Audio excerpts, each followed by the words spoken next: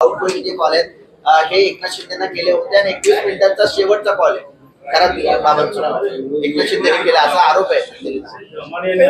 बघा आता कोण काय आरोप करतोय आणि कोण ह्या विषयावर अजून कुणावर आग पाखड करतोय याची मला कल्पना नाहीये. परंतु शेवटी SIT मुख्यमंत्र्यांनी नेमलेली आहे आणि SIT नेमल्यानंतर SIT मध्ये कोणी कोणाला काय फोन केला आणि काय माहिती आहे याची सगळी माहिती लोकांच्या समोर होईल.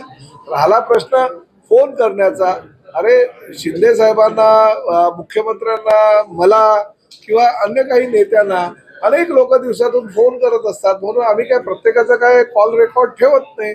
ठीक आहे, आता चौकशी जी आहे ती चौकशी होईल आणि सत्य लोकांच्या समोर येईल.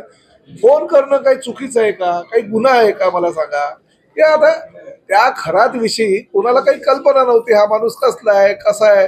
आता काही त्याचे ते व्हिडिओ वगैरे ज्या माध्यमातून बाहेर पडले त्यामुळे लोकांना कळलं तो कुठल्या पद्धतीचा माणूस आहे. त्यामुळे आम्ही सर्वसामान्य जीवनामध्ये जगत असताना आम्हाला कुणाचे फोन येतात, कुणी निनावी फोन येतात, कुणाचे नाव स्टोर असलेले फोन येतात. त्यामुळे आम्ही त्या गोष्टीचा कधी विचार करत नसतो. आणि फोन करणं किंवा फोन कोणाचा रिसीव्ह करणं हा काही गुन्हा नाही आहे ना. ठीक आहे, चौकशी अंती काय ते समोर येईलच. चौकशी समिती नेमलेली आहे, आमच्या सरकारनंच नेमली.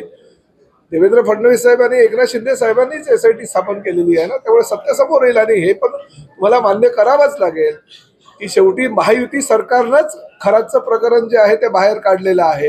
हे काय विरोधी पक्षाच्या कुठल्या नेत्यानं किंवा कुठल्या कार्यकर्त्यानं बाहेर काढलेलं नाही, सरकार म्हणून आम्ही बाहेर काढलेलं आहे. आम्हाला जर त्याच्यामध्ये काही चुका वाटल्या आणि त्या जर लोकांच्या नजरेसमोर आम्ही आलं तर तो काय आमचा दोष आहे का. ठीक आहे, सत्य समोर येईलच.